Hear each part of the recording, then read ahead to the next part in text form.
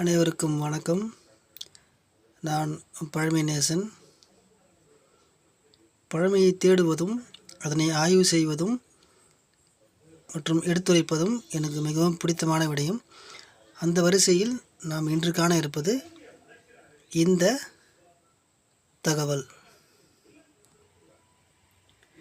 இதில் என்ன தகவல் இருக்குது அப்படின்னு கேட்குறீங்களா?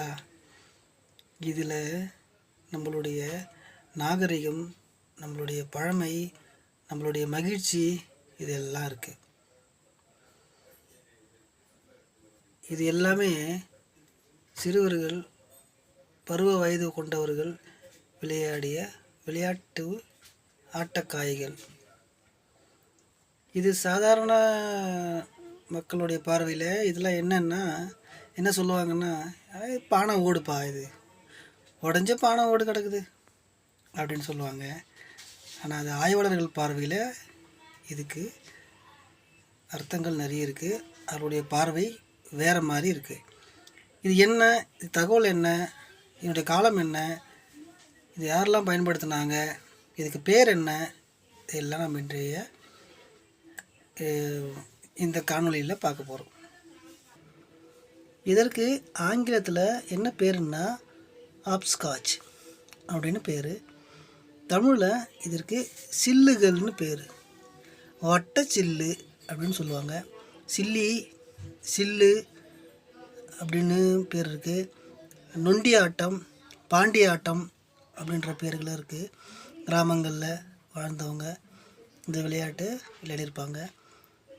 80s 90s கிட்ஸ் வரைக்கும் இது தெரிஞ்சிருக்கும். இந்த பாண்டி ஆட்டம், நொண்டி ஆட்டம்ன்றதெல்லாம் இந்த மாதிரியான காய்களை பயன்படுத்தினது. இதில் நான் கிரேடாக பிரிச்சுருக்கேன். இது ஃபஸ்ட்டில் இருக்கிறது ரொம்ப பழசு, சங்கமேஜ். அப்புறம் அதுக்கு முன்னாடி புதிய கற்காலத்தினுடைய எண்டு, அந்த காலகட்டம் இருக்குது. அதுக்கப்புறமா இந்த ஃபஸ்ட் அண்ட் செகண்ட் இருக்கிறது, தேர்ட் இருக்கிறது ஃபஸ்ட் கிரேடில் இருக்குது. அதுக்கப்புறமா மீதியெல்லாம் தேர்டு கிரேடில் இருக்குது. அது ஏன் கிரேட் நான் பிரிச்சுருக்கேன் அப்படின்னா, இது பார்த்திங்கன்னா ஷைன் பண்ணியிருப்பாங்க. அதாவது ரவுண்டாக உடைந்த பானை ஓடுகளை ரவுண்டாக உடைச்சி கார்னரை தேய்ச்சிருப்பாங்க. ஸோ அதனால் அது ஃபஸ்ட் கிரேட். மீதி எல்லாம் பாருங்கள், கார்னர் தேய்க்காமல் சும்மா இன்ஸ்டண்ட்டாக விளையாடிட்டு இப்போ போட்டிருந்த காய்கள் இது எல்லாமே சில்லுகள். இதில் என்ன தகவல் இருக்குது சொல்கிறேன்.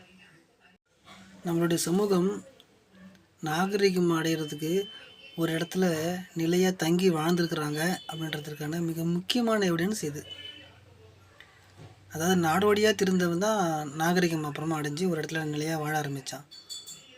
இப்போ நாடோடி வாழ்க்கை வாழ்கிறவங்க பசியினுடைய காரணமாக உணவு தேடி ஒரு இடமா இருக்க மாட்டாங்க, நாடோடியாக போயிட்டுருப்பாங்க. ஸோ பசியில் இருக்கிறவன் ஒரு இடமா இருக்க மாட்டான். ஸோ நிலையாக தங்கியிருக்கான் இல்லையா, விவசாயம் பழகணும் அப்படின்னா நீ நிலையாக தங்குவாங்க. தங்கி அங்கேயே நகரங்கள் உருவாக ஆரம்பிக்கும். அப்படி ஒரு இடத்துல நிலையாக தங்கி இருக்கிறவன் விளையாடி இருக்கான். ஒரு விளையாட்டுக்கும் இசைக்கும், அதுக்கப்புறமா பார்த்திங்க அப்படின்னா கலைக்கும், ஓவியத்துக்கும் அதிகமாக முக்கியத்துவம் கொடுத்த ஒரு சமுதாயம் சந்தோஷமாக இருந்திருக்குன்றதுக்கு முக்கியமான எவிடன்ஸ். இப்போ பசியில் இருக்கிறவன் விளையாடுவானா? பசியில் இருக்கிறவன் இசையை கேட்பானா? இல்லை. ஸோ இப்போ மகிழ்ச்சிக்காக விளையாடுறது இந்த விளையாட்டு. அப்போ ஒரு இடத்துல நிலையாக தங்கியிருக்கிறாங்க, சந்தோஷமாக இருந்திருக்கிறாங்கன்றதுக்கு மிக முக்கியமான எவிடன்ஸ் இது. இதில் இவ்வளோ விஷயம் இருக்குது. இது காலத்தால் முற்பட்டது. நான் உங்களுக்கு லைனாக பிரிச்சுருக்கேன்.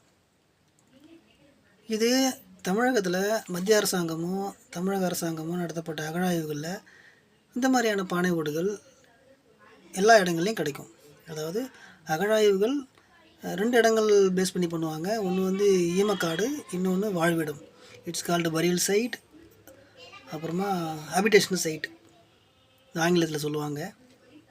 இந்த வாழ்விட பகுதியில் செய்யப்படுற அகழாய்வில் கண்டிப்பாக இதெல்லாம் கிடைக்கும். இது கிடைக்காத அகழாய்வு குழிகளே கிடையாது.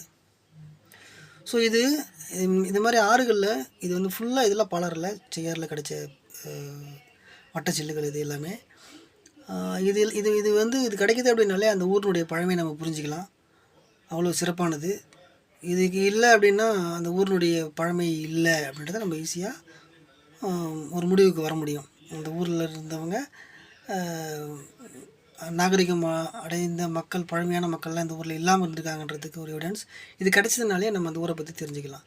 ஸோ ஊர் பேர் ஆய்வுலாம் செய்துட்டு தான் நான் கள ஆய்வு போவேன். அப்படி போனதில் கிட்டத்தட்ட ஒரு 18 ஆண்டுகளில் சேகரித்த பொருட்கள் இதெல்லாம் இங்கே இருக்குது. இப்போ அகழாய்வில் கிடைச்ச பொருட்கள் என்னென்ன இருக்குன்றதை நம்ம பார்க்கலாமா?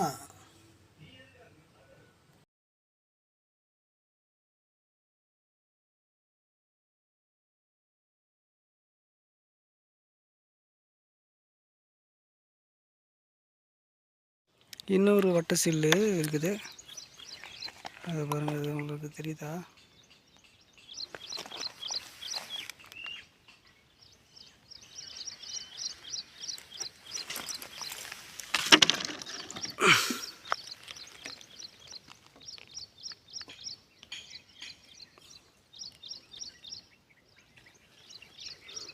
இது அழகாக இருக்குது, first class, first grade.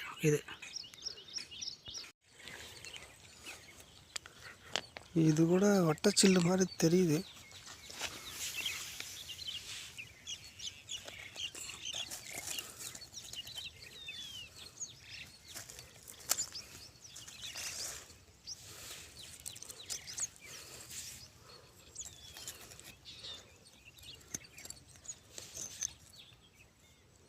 S, வட்டச்சில்லு தான். இந்த சில்லு விளையாட்டு விளையாடும்பொழுது ஒரு பாட்டு ஒன்று பாடுவாங்க. அது என்னென்னா, உங்கள் வீட்டு நாய் எங்கள் வீட்டுக்கு வந்துச்சு, கல் எடுத்து அடித்தேன், கால் உடஞ்சி போச்சு, கால் உடஞ்சி போச்சு, கால் உடஞ்சி போச்சு அப்படின்னு ஒரு பாட்டு பாடிட்டே நொண்டி நொண்டி விளையாடுவாங்க அந்த சின்ன பசங்க சந்தோஷமாக. இது வந்து அந்த மாதிரி இந்த சிறுவர்கள், இளைய சமுதாயத்தினர் வந்து அவ்வளோ சந்தோஷமாக விளையாடின விளையாட்டு ஆட்டக்காய்கள் இதெல்லாம். ஸோ இது மாதிரி நிறைய தகவல்கள் உங்களுக்கு காத்துட்ருக்கு. சுடுமண் உருவங்கள் சார்ந்து, அதுக்கப்புறமா நாணயங்கள் சார்ந்து, மோதிரங்கள் சார்ந்து, ஆபரணங்கள், கண்மை வைத்த உலோக குச்சிகள், இப்படின்னு நிறைய பொருட்கள், பழமையான பொருட்கள், அது சொல்கிற செய்தி என்ன அப்படின்றதுலாம் நிறைய இருக்குது. இதுக்கடுத்து வர வீடியோவில் நான் உங்களுக்கு கண்டிப்பாக போடுறேன். என்னோட இணைஞ்சிருங்க. என்னோடய சேனல்லையும் அப்படியே சப்ஸ்கிரைப் பண்ணிக்கோங்க. Thank you.